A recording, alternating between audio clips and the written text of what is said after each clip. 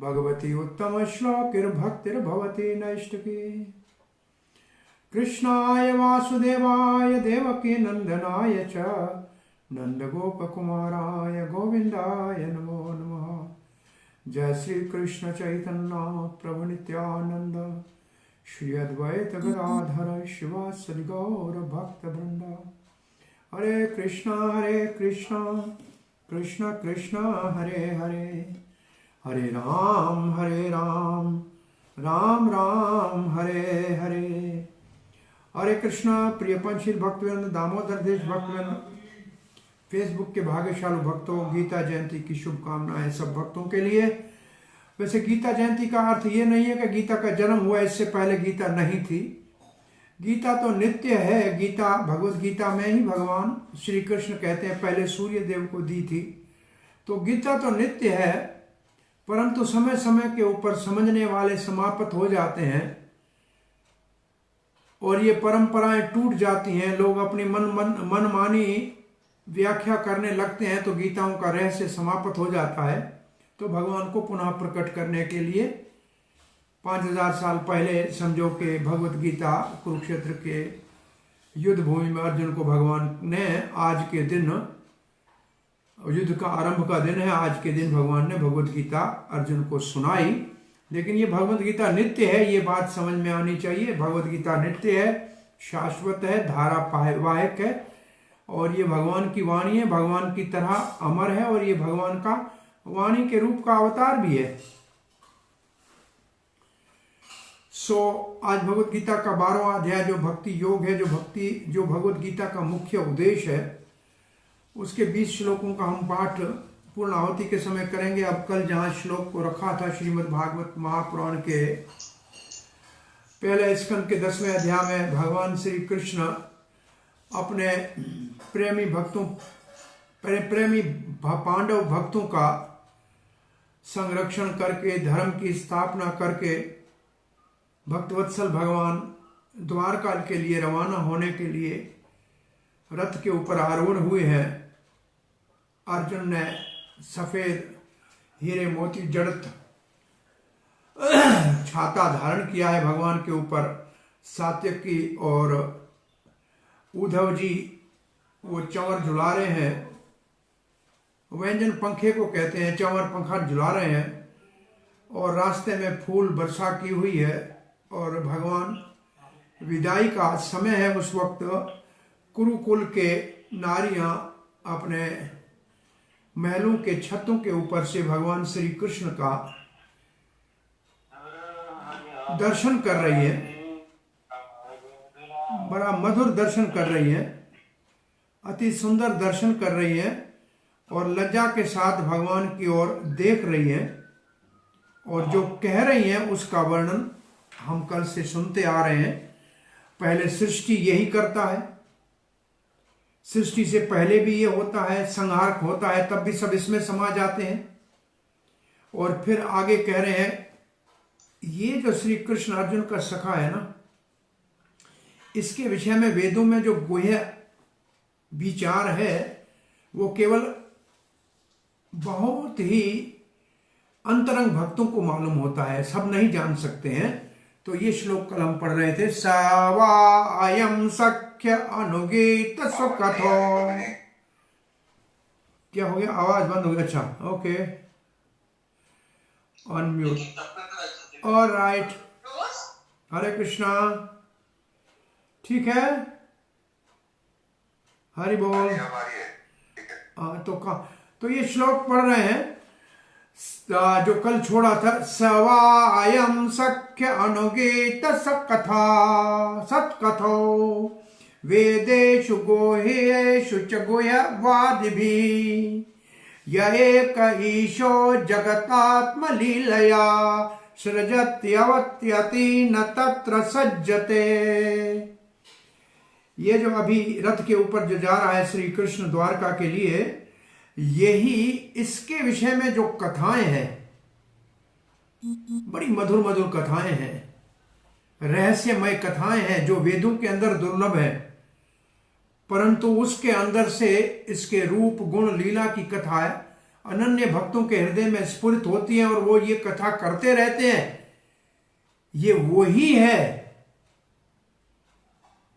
ये जो है ये वही है जो सृष्टि करता भी है, सिर पालन करता है, संहार करता है, वो इसका एक विस्तार है, ये उससे अलग है। ये तो लीला पुरुषोत्तम है, वो इस सारे जगत के कार्य में तो कभी आसक्ति ही नहीं होता। न तत्र सज्जते। तो चक्रवर्ती पाद का भाव कल हमने पढ़ा था और आज श्रील प्रभुपाद की कथा को पढ़ेंगे।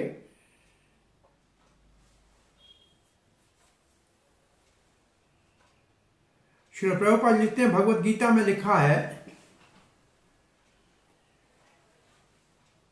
कि सारा वैदिक साहित्य भगवान श्री कृष्ण की ही गुणगान और महानता का वर्णन करता है। वेदैश्च सर्वे अहमेव वेद्यो। और यहां भागवत में भी यही इसी बात की पुष्टि हो रही है। वेदों के बहुत सी शाखाएं, पद शाखाएं हैं और बहुत से भक्तों ने, बड़े बड़े महान भक्तों ने, और उनमें से कुछ तो शक्ति अवेश अवतार भी है, जैसे व्यास, नारद, ये तो अवतार है। और गुह्यत भक्त जैसे सुखदेव गोस्वामी है, कुमार है, कपिल है, प्रहलाद है, जनक है, बलि है, यमराज है, ये महाजन है। इन्होंने भगवान के विषय में बहुत कहा है, धर्म के विषय में। परंतु जो श्रीमद् भागवत में विशेष रूप से भगवान की रहस्यमयी लीलाएं हैं, अद्भुत लीलाएं हैं, ब्रज मंडल की लीलाएं हैं, मथुरा मंडल की लीलाएं हैं, द्वारका मंडल की लीलाएं हैं, उनका संकेत शास्त्रों में इतना सीधा नहीं मिलता है। वो तो सुखदेव महाराज के मुख से धारावाहिक ये धरती के ऊपर प्रकट हुआ है भागवत के रूप में। परंतु जो वेदांत सूत्र है, उपनिषद है, उनमें इसका थोड़ा सा लेस मात्र संकेत होता है, लेकिन भगवान की लीलाओं का विनय विशेष वर्णन नहीं होता है। उनके अंदर मुख्य रूप से ये कहा जाता है कि भगवान भौतिक नहीं है, भगवान का भौतिक गुण नहीं है, भगवान का भौतिक रूप नहीं है। और इसलिए कम बुद्धि वाले लोग समझते हैं कि भगवान निराकार है। इसलिए केवल वही भक्त जो भगवान के साकार रूप को वेदों के अंदर से, वेदों के विशेष रूप से हमारे पास जैसे गोपाल तापन उपनिषद आदि है जिसमें श्री कृष्ण का विशेष वर्णन है, तो वहां से ये पता लगता है। और भागवत हमारे को स्पष्ट रूप से कह रही है तो श्री कृष्ण परम पुरुष भगवान है, परमात्मा और ब्रह्म इनके ही विस्तार है। तो आज आगे पढ़ रहे हैं श्लोक 25वां। तो ये अवतार कब लिया, क्यों लेता है, कब लेता है? अब अवतार की बात कर रहे हैं। पहले पुरुष अवतारों की बात की, फिर श्री कृष्ण उनसे अलग है उसकी बात की। अब अवतार क्यों लिया है, अब बात कर रहे हैं। यदा हे अधर्मेण तमोधीय निरपा जीवन्ति ततरीश ही सत्वं कीला सत्वतः कीला जीवन्ति ततरीश ही सत्वतः कीला धते भगम सत्यम ऋतम जायाम यशो धते भगम सत्यम ऋतम दयाम यशो भवाय रूपाणि दधद युगे युगे। एक बात समझनी चाहिए, ये बात कर रहे हैं श्री कृष्ण की जो रास्तानापुर से द्वारका जा रहे हैं।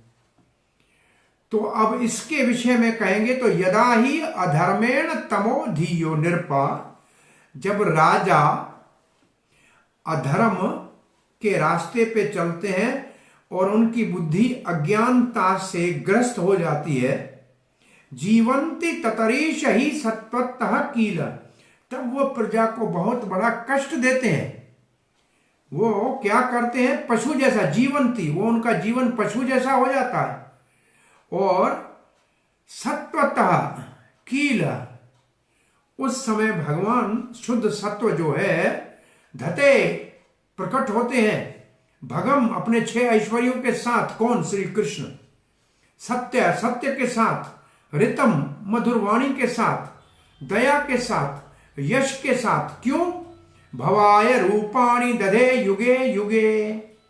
और ये मधुर रूप जो आपको दिख रहा है, ये ब्रह्मा जी के एक दिन में निश्चित रूप से आते हैं। ऐसे इसका भाव समझना चाहिए, क्योंकि ये कृष्ण के लिए सीधा कहा जा रहा है।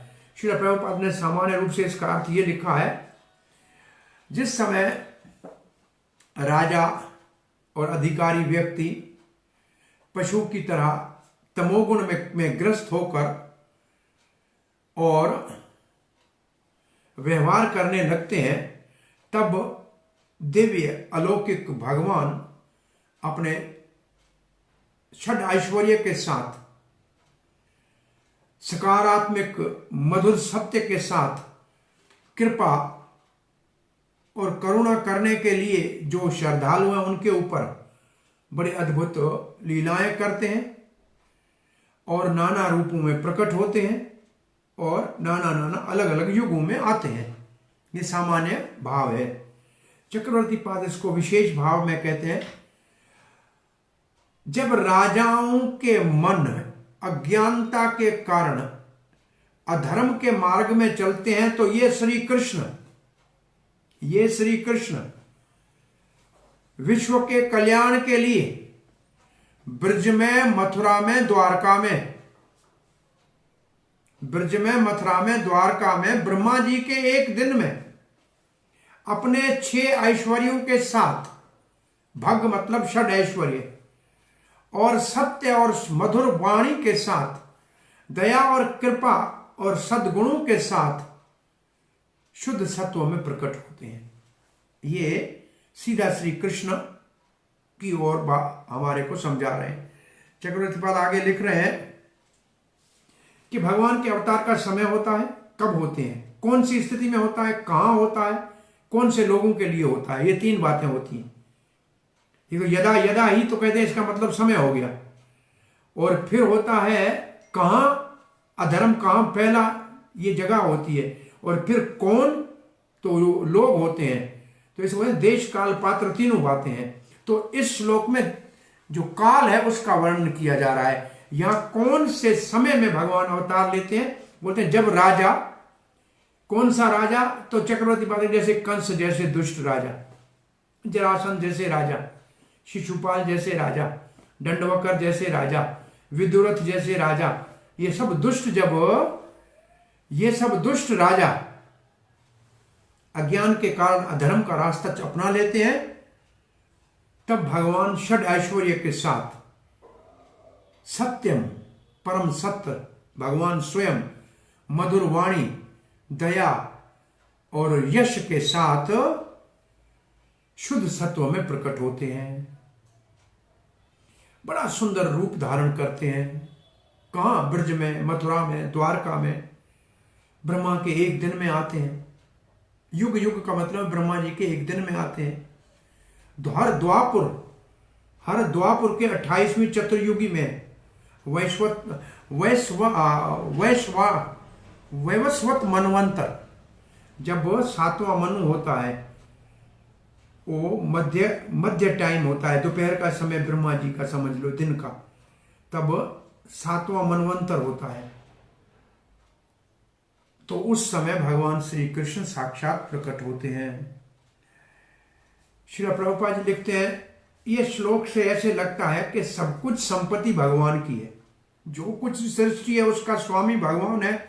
और ये बात श्री ईशोपनिषद में स्पष्ट रूप से कही गई है, ईशा वाशा इदम सर्वम जगत किंचित, जो कुछ आपको दिख रहा है जगत में ये भगवान का है। और जिसके भाग्य में कर्मों के अनुसार जो है उतना ही वो ग्रहण करे, दूसरा दूसरे के लिए छोड़ दे। ये प्रभुपाद जी सिद्धांत की बात करें। इसलिए धरती के ऊपर अथवा किसी लोक में ये जो कुछ भी है, धरती है, लोक है, ये सब भगवान, वैसे धरती भगवान की पत्नी है। धृत्या लोका विष्णु पत्नी पृथ्वी त्या धृता लोका विष्णु पर, हे पृथ्वी हमको धारण कर रही हो, आप विष्णु पत्नी हो, हमारी माँ हो। पृथ्वी को माता ही कहा जाता है। यह है भगवान की। और हम भगवान के अंश हैं, तो हम इनके पुत्र हैं, तो इनकी गोद में खेलना, कूदना, खाना पीना, ये हमको सब कुछ देती है, निर्वाह हमारा करती है। और भगवान की कृपा से प्रभुपाद जी लिखते हैं, हर लोक में उनके रहने वाली जनता के लिए भगवान ने व्यवस्था बना के रखी। वो सब अपना वहां सुख से निर्वाह कर सकते हैं। परंतु जब राजा या अधिकारी व्यक्ति जो भगवान के प्रतिनिधि हैं, जिनका काम है वहां का संचालन चलाना, वो भगवान की इच्छा के अनुसार नहीं चलते हैं, अपने मनमानी करने लगते हैं,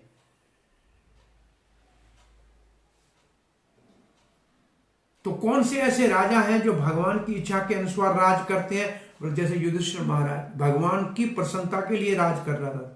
जिस दिन युधिष्ठिर महाराज ने समझा कि भगवान श्री कृष्ण, सुना अर्जुन से कि भगवान श्री कृष्ण स्वधाम चले गए हैं, महाराज ने मुकुट उतार के नीचे रख दिया, बोला राज कृष्ण ने दिया था, कृष्ण की प्रसन्नता के लिए कर रहे, कृष्ण चले गए तो हम कृष्ण के पास जाएंगे, हमें यहां नहीं रहना, हम राजभोग के लिए नहीं बैठे। परीक्षित महाराज ऐसा राज है, नवयुवक अवस्था में शराब को निवारण कर सकते थे, करना चाहे तो शराब को खत्म कर सकते थे, लेकिन नहीं, भगवान भागवत के अवतार का पात्र बन गए। भगवान ने परीक्षित की ब्रह्म अस्त्र से तो अंदर में अपने सुदर्शन चक्र से या गदा से रक्षा की, और जब ब्राह्मण की वाणी का अस्त्र चला शराब के रूप में, तो भागवत की वाणी से रक्षा की, और भागवत को विश्व में प्रकट।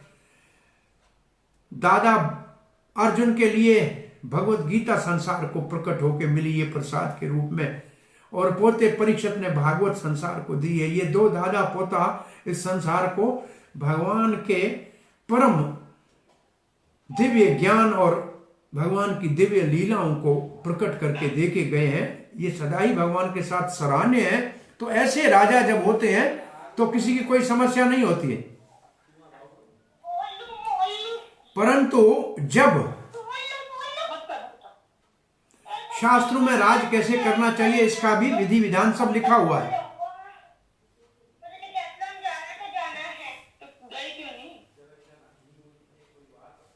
परंतु जब इन राजाओं के मार्गदर्शक गुरु नहीं होते, शास्त्र सिखाने वाले ब्राह्मण का समाज नहीं होता जो इनको मार्गदर्शन करे, तब ये अज्ञानता के अंधकार में चले जाते हैं, तमोगुण में चले जाते हैं, और फिर वो पशु जैसा व्यवहार करते हैं, और उनको जो शक्ति प्राप्त हुई है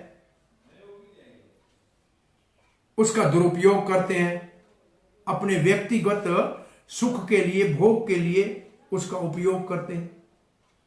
ऐसे हाँ, सब पुराने राजाओं की बात छोड़ो, अभी ये मुगल काल में अयाशी में जब बैठ गए तो पूरा साम्राज्य मिला हुआ सब चला गया। अपना मिली हुई शक्ति का सदुपयोग न करके तो उसका परिणाम क्या होता है, प्रभुपाद जी लिखते हैं, तब वो कहते हैं जो हम करते हैं वो जो हम जैसे हम चाहेंगे वैसे करेंगे। और फिर पापी लोग उस वक्त ऐसे लोगों के लिए पापी लोग उनके सहयोगी हो जाते हैं, और जब पापी लोग ऐसे आ जाते हैं तो फिर रिश्वत भी चलती है, बदमाशी भी। हाँ मैं देखा ये क्यों होता है, अनम्यूट करना किसी और का होता है, हमारा हो जाता है। हरे कृष्ण। तो ऐसे राजा जब इनका मार्गदर्शक धार्मिक कोई गुरु नहीं है, कोई ब्राह्मण वेदज्ञ नहीं है जो मार्गदर्शन करे, भगवान भी राजा बने, रामचंद्र तो वशिष्ठ जैसे गुरु अपने पास रखे, उनके मार्गदर्शन के लिए बड़ी सभा होती थी, और बिना गुरु के तो राज करने का अधिकार ही नहीं होना चाहिए। राज अभिषेक तो अभी राज अभिषेक ही नहीं होता है वेदों के मंत्रों के साथ। ये तो वोट वाले राजा हैं, नोट कमाने वाले राजा हैं। इनके समय में क्या होगा, प्रभुपाद जी लिखते हैं, इनके समय में होगा सारा वातावरण जो है वो दूषित हो जाएगा, बदमाशी वाला हो जाएगा, चारों ओर रिश्वतखोरी होगी, धोखेबाजी होगी, मारामारी होगी, अत्याचार होगा, और ये लोग करेंगे, ये राजा और उसके अनुयायी प्रजा के ऊपर करेंगे, तो प्रकृति क्या करेगी, अकाल हो जाएगा, कोरोना आ जाएगा, सुनामी आ जाएगी, भूकंप आ जाएगा। प्रभुपाद ने लिखा है एपिडेमिक आएगी, पैंडेमिक आएगी, और फिर युद्ध हो जाएगा। तो ये सब चीजें परिणाम के रूप में संसार में हम देख रहे हैं आंखों के सामने, क्योंकि राजा कोई धर्म के ऊपर नहीं चल रहा है। और भगवान के भक्तों के साथ अन्याय होता है और उनको दंडित किया जाता है, उसको सताया जाता है ऐसे राज्यों में।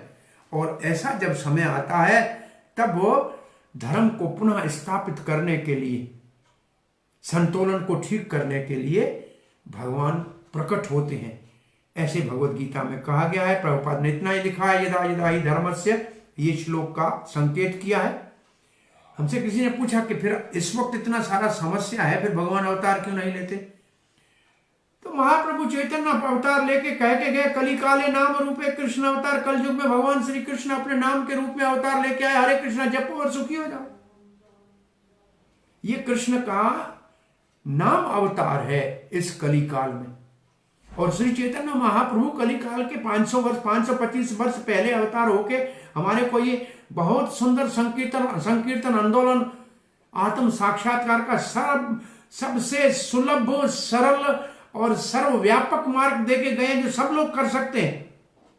कोई पढ़ा लिखा नहीं हो तो भी कोई बात नहीं, हरे कृष्णा जपने में कौन सी परेशानी? हरे कृष्णा कृष्ण कृष्ण हरे हरे, हरे राम राम राम हरे हरे। फिर प्रभुपाद जी लिखते हैं और फिर धर्म की स्थापना करते हैं, जैसे धर्मराज को अभी स्थापना कर रहे हैं और असुरों का संहार कराया महाभारत के युद्ध के अंदर। भगवान ऐसी व्यवस्था सारे लोगों के लिए करते हैं। हर लोक में जब कोई समस्या होती है तो वहां भगवान प्रकट होते हैं और वहां के लोगों के लिए सुविधाजनक सारा वातावरण ठीक करके जाते हैं, ताकि वो सुख से रहें और अपने स्वधर्म का पालन करें और मुक्ति के मार्ग पे आगे बढ़ सकें। और वो कैसे बढ़ सकेंगे? जब शास्त्र का मार्ग अपनाएंगे, शास्त्र का अध्ययन करेंगे। फिर प्रभुपाद लिखते हैं, ये भौतिक जगत की आवश्यकता नहीं थी, परंतु ये नित्यबद्ध जो जीव है, नित्यबद्ध जीव के लिए प्रभुपाद ने दो शब्द लिखा है, एवर लास्टिंगली कंडीशन सोल। नित्यबद्ध जो जीव है उनके इच्छाओं की, भोग की इच्छाओं की पूर्ति के लिए ये भौतिक जगत बनाया गया है। उदाहरण देते हैं प्रभुपाद जी, जैसे कोई बहुत बड़ा चंचल और शरारती बच्चा होता है तो उसको झूले में या किसी में लटका के रख देते हैं कि ताकि लटका रहे। तो इस तरीके से ये शब्द ऐसा प्रभुपाद जी ने लिखा है यहां, just as naughty boys are provided with playing cradles. तो ये दुनिया है खिलौने जैसे उनको दे दी गई है, नहीं तो भौतिक जगत की कोई जरूरत नहीं है, प्रभुपाद जी कह रहे हैं। परंतु जब उनके अंदर बल, वीर्य, शक्ति का नशा चढ़ जाता है, धन का नशा चढ़ जाता है, विज्ञान का नशा चढ़ जाता है, तो वो भगवान के नियमों का उल्लंघन करते हैं। और जब ऐसे करते हैं, क्यों करते हैं? इंद्रिय तृप्ति के करने के लिए करते हैं। तो भगवान का अवतार होता है, वो दंडित होते हैं जो ऐसा कार्य करते हैं, और जो श्रद्धालु भगवान के भक्त होते हैं उनका रक्षण होता है। और भगवान जब ऐसे इस धरती के ऊपर अवतार लेते हैं तब उनके कार्य सब सामान्य मानव जैसे नहीं होते, वो इतने अद्भुत होते हैं, इतने अद्भुत होते हैं कि भगवान कितना महान है। तब कितने बड़े शक्तिशाली भौतिकवादी रावण हो या हिरण्यकशिपु हो या कंस हो, उनको भगवान दंडित करते हैं, जिनसे देवता भयभीत रहते हैं। जो इस संसार का संचालन चलाते हैं, देवता उनसे भयभीत होते हैं। उन ऐसे शक्तिशालियों को भगवान दंडित करते हैं और वो उसके कार्य का कोई नकल नहीं कर सकता। कोई उसका दिखावा करने का प्रयास करेगा, वो पौंड्रिक की तरह 4 हाथ बनाएगा तो भगवान काट देंगे, वो तो हमेशा नष्ट हो जाएंगे। उदाहरणार्थ प्रभुपाद जी कहते हैं, भगवान श्री रामचंद्र ने हिंद महासागर के ऊपर सेतु बांध दिया। ये भगवान श्री रामचंद्र का अद्भुत कार्य है। कोई ऐसा सेतु पत्थर तैरते रहे ऐसा बना नहीं सकता। और भगवान श्री कृष्ण ने बाल लीलाओं में पूतना, अघासुर, शक्टासुर, कालिया और कितने असुरों का दमन कर दिया, और कंस जैसे क्रूर को मुक्का मार के सभा के अंदर समाप्त कर दिया। और जब द्वारका में भगवान रहे तो उनका वैभव कितना है, 16,108 महारानियों के साथ विवाह हुआ। और उनका समाज कितना बड़ा हुआ। वो यदुवंश कितना था, लिखा है कोटि कोटि यदुवंश, 10 मिलियन मतलब करोड़।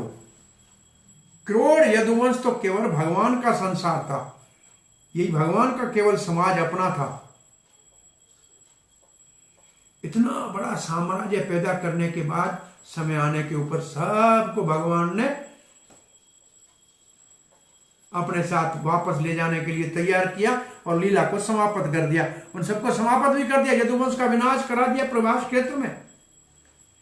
और फिर प्रभुपाद को याद आ रहा है, विनाश की बात अच्छी नहीं है, गोवर्धनधारी हरि है, ये गोवर्धनधारी हरि है। केवल 7 साल की आयु में इस गोवर्धन को धारण कर लिया था भगवान ने। और अपने समय में भगवान ने ऐसे बहुत से असुर राजाओं का उद्धार किया और एक क्षत्रिय की तरह बहुत वीरता के साथ युद्ध किए। इसलिए भगवान के समान और कोई नहीं है। भगवान को कहते हैं असमूर्ध्व,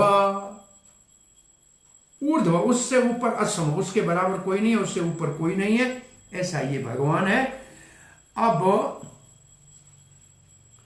समय कब अवतार लेते हो गया है, अब जगह कौन सी पे अवतार लिया है और कौन किसके लिए लिया है, ये 26वें श्लोक में कहा जा रहा है। अहो अलम श्लाघयतम मम यदो कुलम,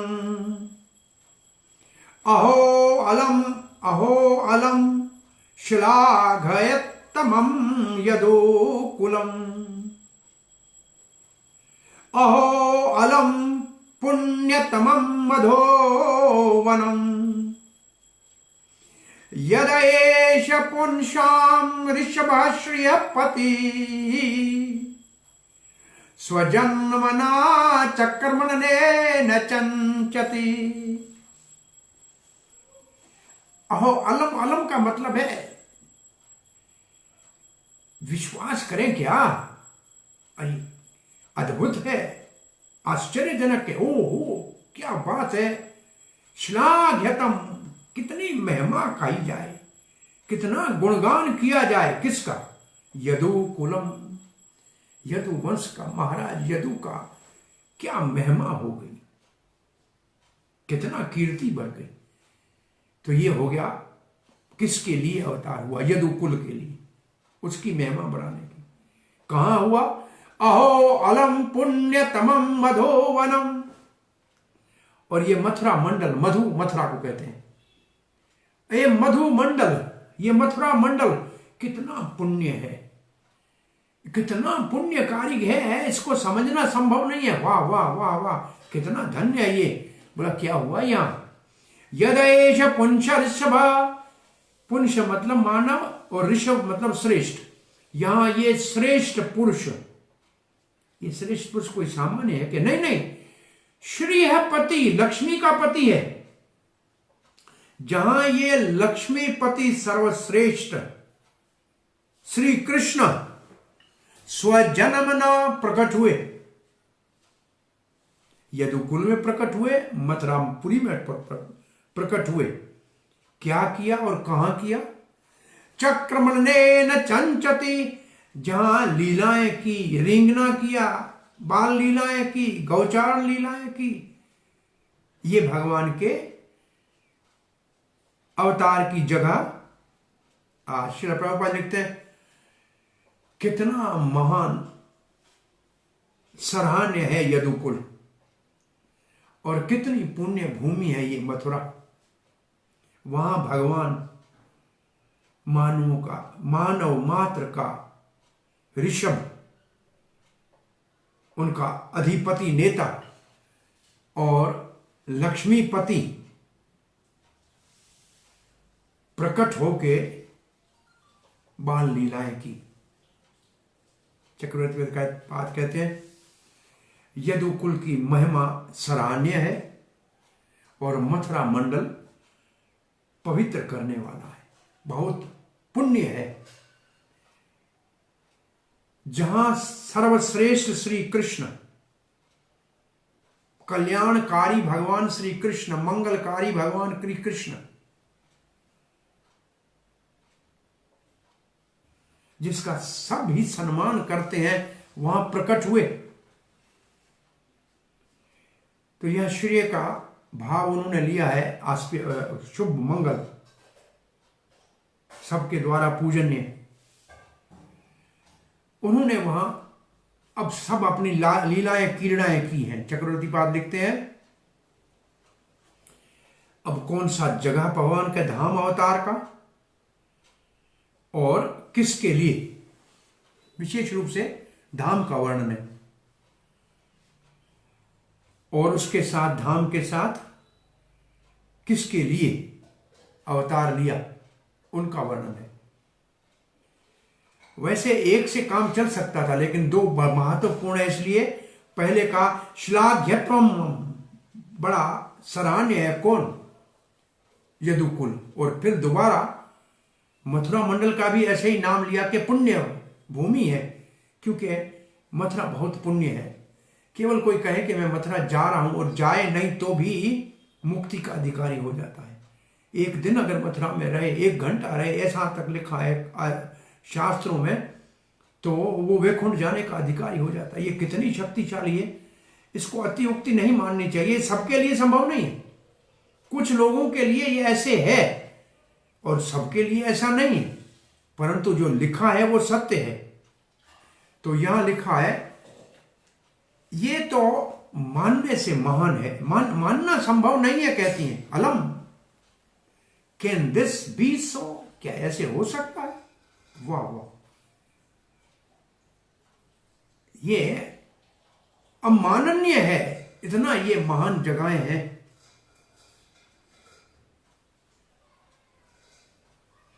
अहो कह के आश्चर्य का सूचक है, बड़ा आश्चर्य है। जन्म लिया, रींगे, चले, इन जगहों के ऊपर भगवान, कितनी बड़ी महान ये जगहें हैं, कितनी बड़ी लीलाएं की। मथुरा मंडल का मान बढ़ा दिया भगवान श्री कृष्ण ने प्रकट होकर। परंतु ये सारा श्लोक जो है, ये वर्तमान काल में कहा गया है, ऐसा नहीं कहा गया है पहले हुआ।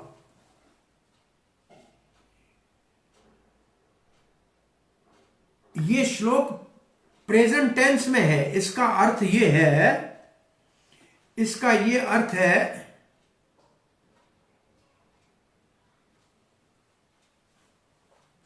कि भगवान का जन्म और लीलाएं नित्य हैं।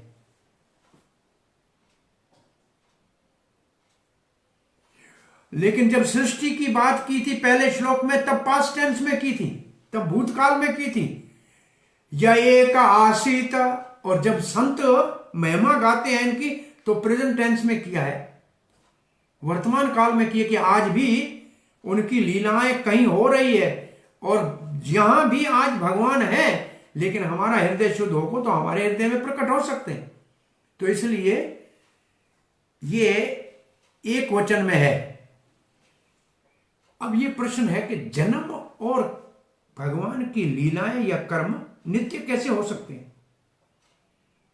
भाई, कोई जन्म होगा तो फिर मृत्यु होगी, कोई काम होगा शुरू होगा तो समाप्त होगा, तो ये नित्य कैसे हो सकते हैं, ये कैसे नित्य हो सकते हैं।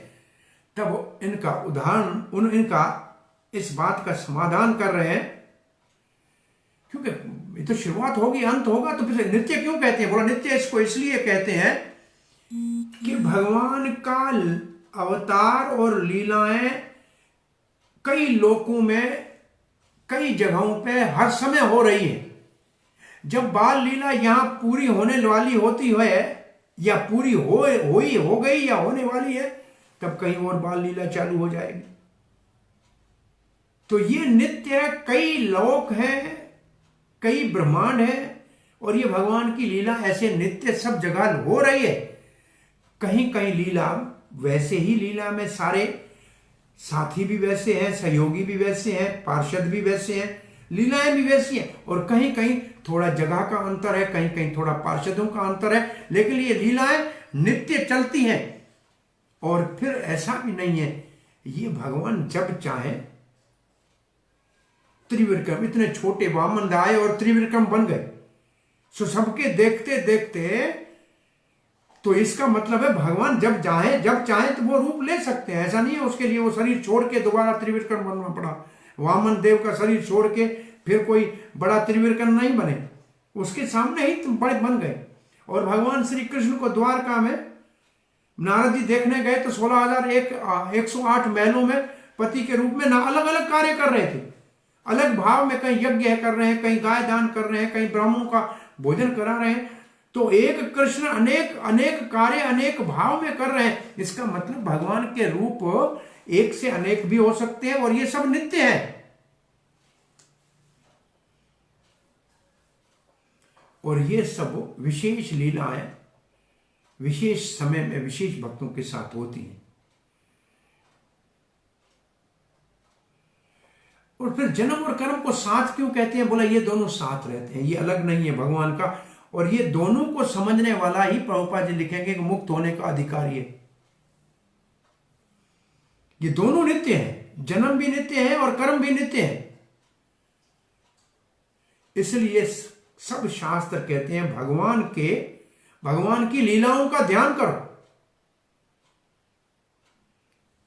क्योंकि वो नित्य है। आज भी आप चाहो तो गीता की लीला का ध्यान करो कि भगवान अर्जुन को गीता का उपदेश दे रहे हैं। आज भी हम इसका ध्यान कर रहे हैं। आज देखो पूरे दुनिया में गीता जयंती मनाई जा रही है, तो आज भी वो चीज ऐसे हो रही है, ऐसा नहीं है। तो इसका ध्यान करने का विधान शास्त्रों ने बताया है, मध्वाचार्य ने भी ऐसे लिखा है। तो ये सब शास्त्रों का प्रमाण है। भगवान पहले थे, अब हैं और भविष्य में रहेंगे, ऐसा बृहदारण्यक के उपनिषद कहता है।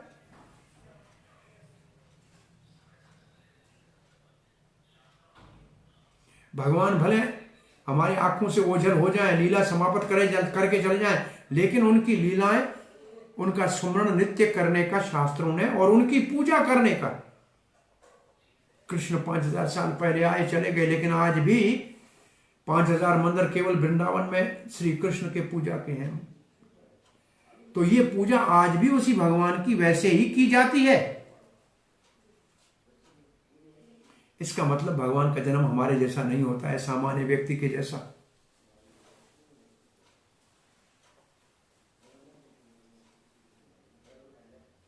भागवत संदर्भ में इसके विषय में जीव गोस्वामी पाद ने विशेष लिखा है कि भगवान का जन्म दिव्य है। तो ऐसे भगवान के धाम भी नित्य है, अनंत है, और भगवान की लीलाएं भी अनंत है। श्रील प्रभुपाद जी लिखते हैं भगवद गीता में भगवान श्री कृष्ण अपने जन्म कर्म के विषय में 4थे अध्याय में विशेष रूप से बताया है। और प्रभुपाद जी का पहला तात्पर्य केवल इस बात के ऊपर ज्यादा बल दे रहा है कि जो श्री कृष्ण के जन्म और लीलाओं को तत्व से दिव्य मान लेता है और जान लेता है, वो मुक्ति का अधिकारी बन जाता है। और फिर उदाहरण दे रहे हैं कि सूर्य के जन्म, सुबह सूर्य के उगने को कोई नहीं कहता है कि सूर्य पैदा हुआ, और शाम को सूर्य अस्त होता है, कोई नहीं कहता है सूर्य मर गया। सूर्य हमारे आंखों से ओझल हो गया तो अमेरिका में उगा, और किसी लोक में इसकी लीला चालू हो गई। तो जैसे सूर्य समाप्त नहीं होता, पैदा नहीं, सूर्य सुबह जो है पूर्व दिशा में उगता है, इसका मतलब नहीं है पूर्व दिशा सूर्य की माता है, नहीं। तो ऐसे भगवान का जन्म भी नित्य है और ये सर्वत्र चलता है।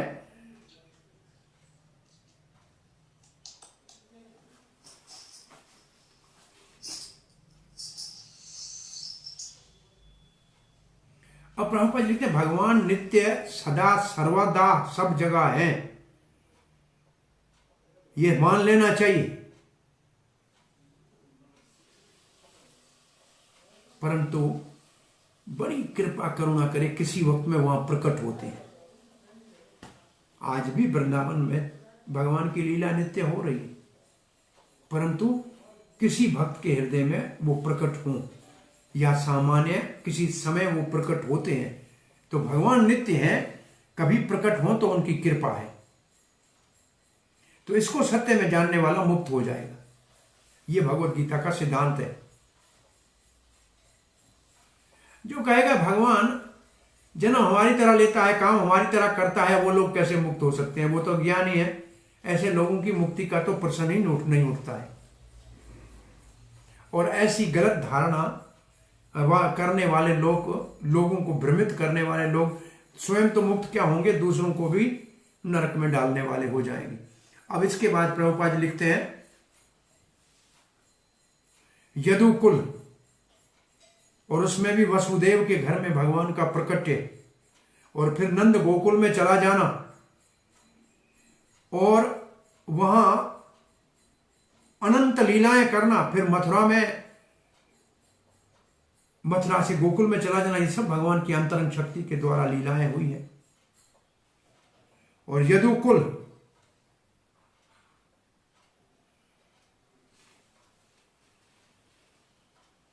की महिमा और भाग्य का तुलना नहीं की जा सकती। और मथुरा में रहने वाले कितने भाग्यशाली हैं, भौतिक दृष्टि से उसका कोई हम अंदाजा नहीं लगा सकते, अनुमान नहीं लगा सकते।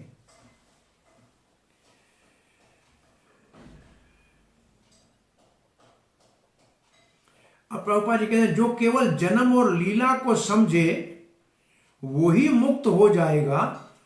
तो जरा ये तो बताइए कि जो भगवान के साथ रहा, उठा, बैठा, खाया, पिया, घूमा, या भगवान के निकट में पड़ोस में रहा, उसके लिए क्या आनंद का खजाना होगा, उसकी बात ही क्या की जाए।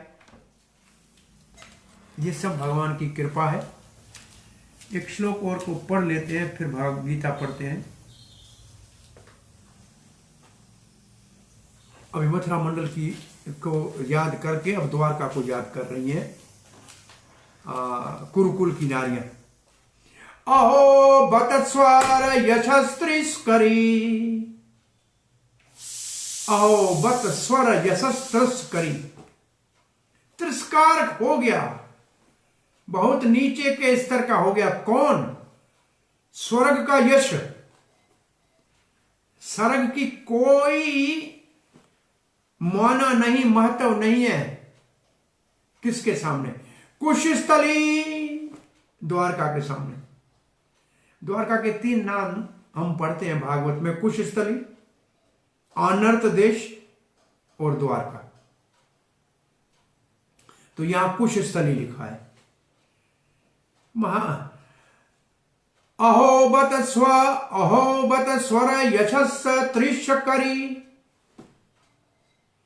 कुशस्थली पुण्य यश करी भुवा। इस धरती के ऊपर द्वारका को पुण्य और धन्यवान कर दिया। क्या है वहां? पश्यन्ति नित्यम यद अनुग्रहितम, रोज दर्शन होता है। किसका? कृष्ण का। पश्यन्ति नित्यम यद अनुग्रह, भगवान की करुणा की दृष्टि उनके पर पड़ती है। अनुग्रह भगवान करते हैं, आशीर्वाद देते हैं, वरदान देते हैं। ईशितम स्मितावलोकम स्वपतिम समा यद प्रजा, सारी प्रजा ऐसे अपने स्वामी का दर्शन करती है और भगवान कृपा की दृष्टि डाल के आशीर्वाद देते हैं। कितना द्वारका मान है। तो अब द्वारका की लीला का स्मरण कर रही हैं। कुरुकुल की नारियां कह रही हैं, निस्संदेह द्वारका महान है, क्योंकि स्वर्ग को मात कर दिया, हरा दिया, उससे महान हो गई। और इसलिए द्वारका ने धरती का मान बढ़ा दिया, क्योंकि धरती के ऊपर है। वैसे द्वारका 100 योजन वैकुंठ से धरती के ऊपर उतर के आई है। आप में से बहुत सारे भाग्यशाली द्वारका यात्रा में चले थे। तो द्वारका यात्रा हमने 2 साल के 3 साल पहले द्वारका यात्रा की थी। तो ये द्वारका का 100 योजन का मतलब 800 किलोमीटर का जो एरिया है, ये सारा वैकुंठ धरती के ऊपर उतर के आया हुआ। जैसे 84 कोस ब्रजमंडल है, 84 कोस का मतलब जाके ये भी हो जाएगा कोई 300 किलोमीटर, 250 किलोमीटर। तो ये गोलोक वृंदावन धरती पे उतर के आया है। तो ये वहां के द्वारकावासी भगवान का, जो सब जीवों का पति है, सब जीवों का नाथ है, जगन्नाथ है, द्वारकाधीश है, उसका दर्शन करते हैं, उसके सुंदर मुखमंडल का दर्शन करते हैं और भगवान उनके ऊपर दृष्टि डालते हैं, मुस्कुरा के आशीर्वाद देते हैं अथवा वरदान देते हैं। चक्रवर्ती का कहते हैं, हो द्वारका, स्वर्ग की महिमा को कम कर दिया आपने और पृथ्वी को पुण्य बना दिया, क्योंकि द्वारकावासी कृष्ण के मुस्कुराते हुए मुख को सदा देखते रहते हैं और भगवान ने कृपा की वहां। ये भगवान की महिमा है। मथुरा मंडल के बाद अब द्वारका की महिमा गा रही है कुरुकुल की नारियां। स्वर्ग से ऊपर है। फिर चक्रवर्ती स्वर्ग की बात, ये आम व्यक्तियों के लिए, सामान्य लोगों के लिए स्वर्ग का नाम लिया है, शास्त्र में नहीं है। शास्त्र में स्वर्ग में जाने वाला तो वापस आता है धरती के ऊपर। तो यहां स्वर्ग का अर्थ होना चाहिए वैकुंठ से महान है। वो कहते हैं यहां स्वर यश वैकुंठ से द्वारका महान है, ये इसका अर्थ होना चाहिए। क्यों? क्योंकि द्वारका वासियों को भगवान का जो सानिध्य प्राप्त हुआ, इतना सानिध्य वैकुंठ वासियों को नहीं होता है। तो वैकुंठ से महान है द्वारका, ऐसा समझना चाहिए, जहां के प्रजा को भगवान ने बड़ा सुख दिया।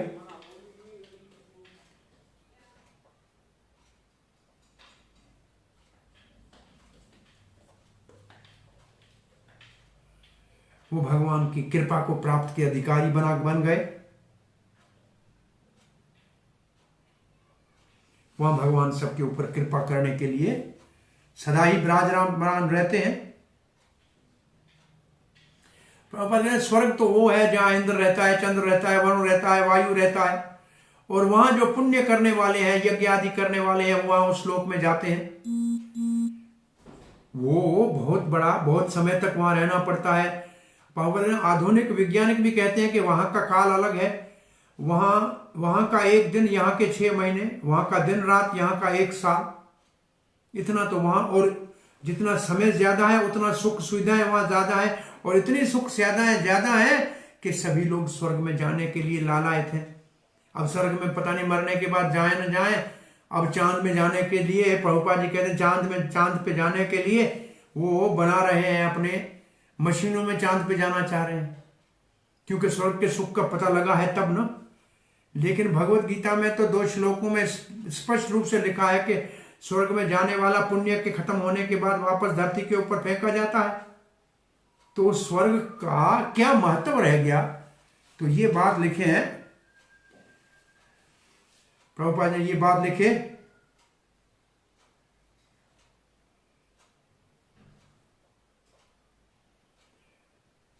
परंतु द्वारका इनसे महान है।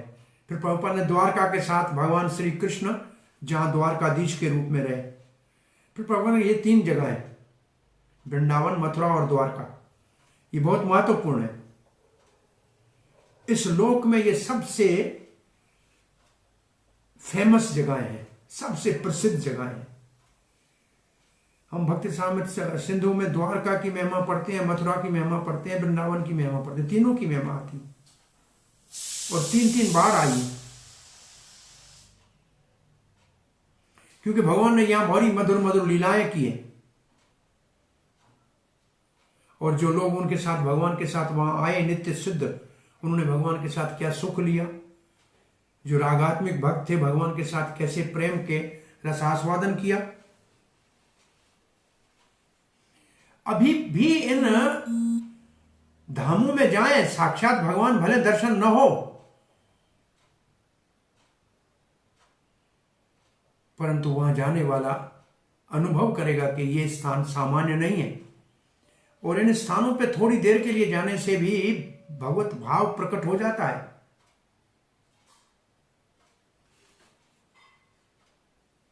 और इसका लाभ लेना चाहिए। भगवान सर्वात्मा है, उनकी इच्छा होती है कि ये अपने स्वरूप में स्थित हों और वो अपने स्वरूप में ये मेरे पार्षद हैं, मेरे पास वापस आ जाएं, मेरे धाम में आ जाएं, जहां भगवान के एक बार मनोहर सुंदर मुस्कान का जिसने दर्शन कर लिया वो फिर उसको भूल नहीं सकता। उसके हृदय में वो गहरी चली जाएगी और तो फिर वो भगवत धाम जाने का अधिकारी हो जाएगा और जाने के बाद कभी वापस नहीं आएगा। यद गत्वा निवर्तन्ते तद धाम परमम भगवद गीता में कहा है। समय समाप्त हो रहा है, गीता पढ़ लेते हैं, यहां रख देते हैं, यहां से आगे कल पढ़ेंगे। हरे कृष्णा। 12वां अध्याय अगर आपके पास है तो निकालिए। अथ 12 अध्याय गीता जयंती कृष्ण प्रीति अर्थे एवं सतत युक्ता ये भक्तास्त्वां पर्युपासते ये चाप्यक्षरम् अव्यक्तं तेषां के योग विद्मः। श्री भगवान वाच मयावेश मनो ये मां नित्ययुक्ता उपासते श्रद्धया पर्योपेतास् ते मे युक्तत्मा मतः। ये त्वक्षरम् अनिर्देशम् अव्यक्तं पर्युपासते सर्वत्र गमचिन्त्यं च कूटस्थम् अचलं ध्रुवम्। संयम्येन्द्रियग्रामं सर्वत्र सम्बुद्धयः ते प्राप्नोति माम् एव सर्वभूतहिते रताः। क्लेशोऽधिकतर तेषाम् अव्यक्तासक्तचेतसाम् अव्यक्ता हि गतिर्दुःखम् देहवद्भिरवाप्यते। ये तु सर्वाणि कर्माणि मयि सन्न्यस्य मत्पराः अनन्येनैव योगेन मां ध्यायन्त उपासते तेषाम् अहं समुद्धृता मृत्यो संसार सागरा भवामि न चिरात् पार्थ मय्यावेशित चेतसाम्। मय्येव मनाधस्त्व मयि बुद्धिं निवेशय मय्येवेष्यसि मय्येव अत ऊर्ध्वं न संशयः। अथ चित्तं समाधातुं न शक्नोषि मयि स्थिरम् अभ्यासयोगेन ततो मामिच्छाप्तुं धनञ्जय।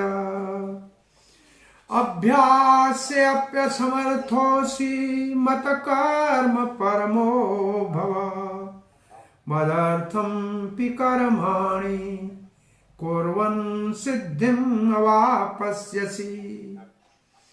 अथैतदप्यशक्तोऽसि कर्तुं मद्योगमाश्रितः सर्वकर्म फलत्यागं ततः कुरु यतात्मवान्। श्रेयो हि ज्ञानमभ्यासात् ज्ञानात् ध्यानं विशिष्यते ध्यानात् कर्म फलत्यागस् त्यागात् शान्तिरनन्तरम्।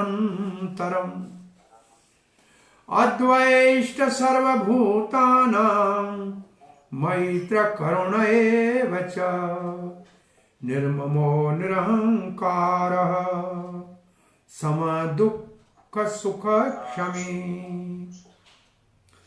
संतुष्ट सत्तम योगी यतात्मा दृढ़ निश्चयः मयि अर्पित मनो बुद्धिर यो मद्भक्त समे प्रिय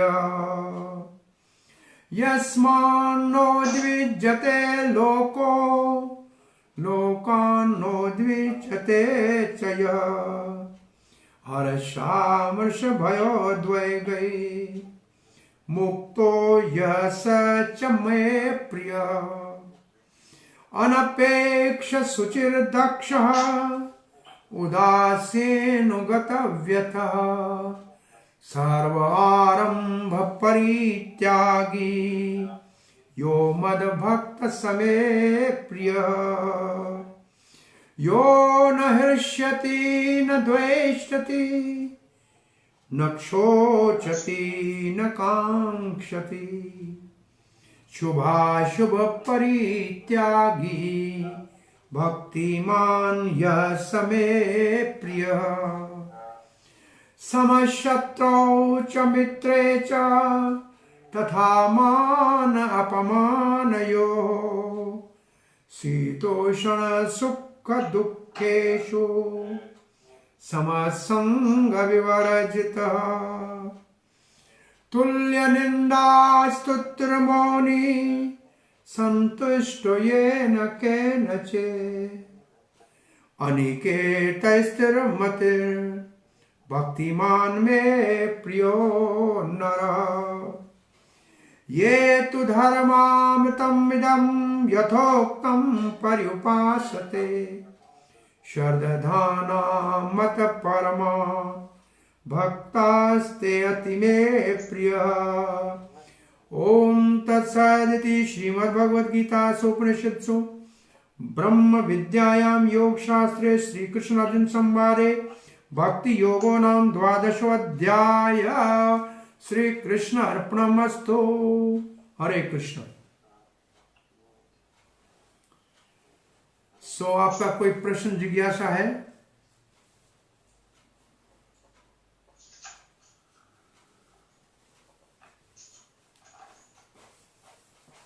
श्री प्रभुपाद की जय।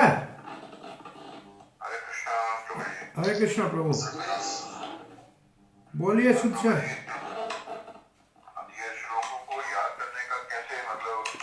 रोज पाठ आप देखो हमारे 6 मिनट लगे हैं पढ़ने में, वो भी मैं स्लो पढ़ा है तो 6 मिनट में पूरा हो गया है।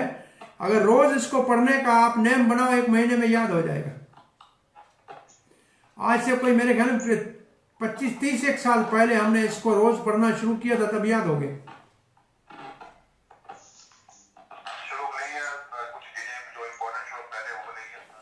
पूरा अध्याय पढ़े तो अच्छा है,